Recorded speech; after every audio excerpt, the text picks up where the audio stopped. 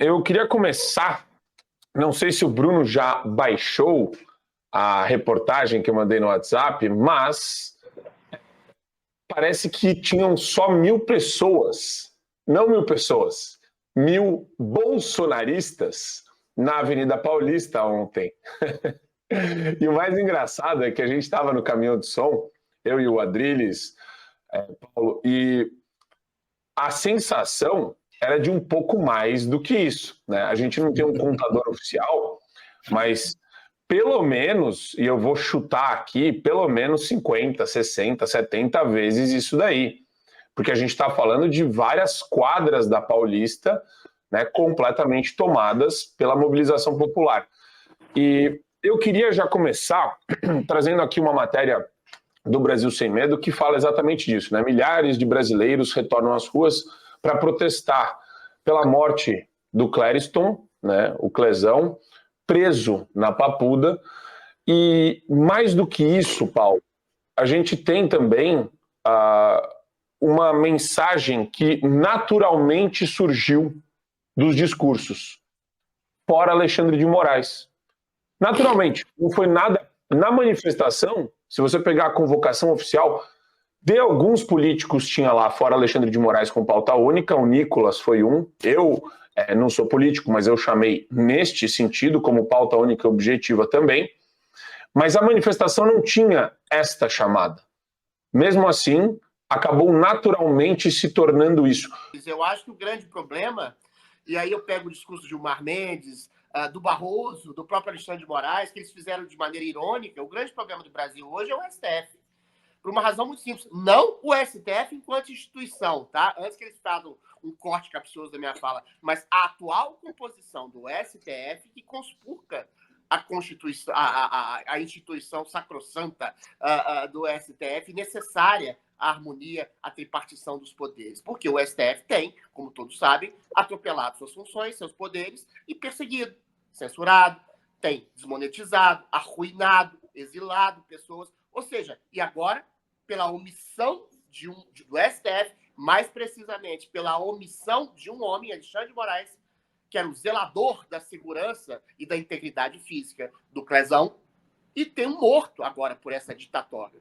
Então, existe um sentimento de indignação patente, de imensa parte da população em relação ao STF e em relação especificamente ao Alexandre de Moraes, quem tem tocado esses inquéritos ilegais, baseados em tipificações criminais que não existem, para perseguir, massacrar e arruinar e prender a vida, e prender pessoas.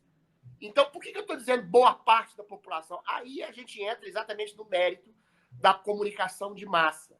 O UOL, a Folha, a Globo, infelizmente, a própria Jovem Pan, que nós três fizemos parte aqui, sequer noticiou, quer dizer, noticiou como se fosse uma nota de rodapé, esse movimento, essa manifestação que reuniu dezenas de milhares de pessoas na Paulista, quer seja 50, 60, 100 mil, não dá para ter uma estimativa exata, mas 1.000 pessoas não foram.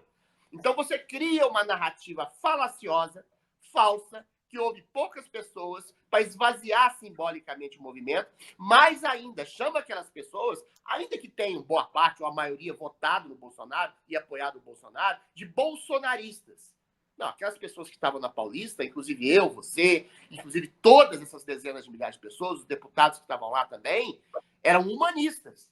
Humanistas que se preocupam essencialmente com a vida das pessoas, que se preocupam eventualmente com a vida de uma pessoa que foi morta pela ação pérfida e pela omissão da justiça, que deveria zelar pela integridade e pela justiça, por óbvio, do Brasil. Zelar pela democracia, zelar pela liberdade, e não fez isso. Então, quando surge o nome do Alexandre de Moraes, que personifica essa injustiça patente da justiça suprema e oficial do Brasil, então as pessoas querem o quê? Legitimamente estabelecer e principiar um movimento de impeachment desse homem.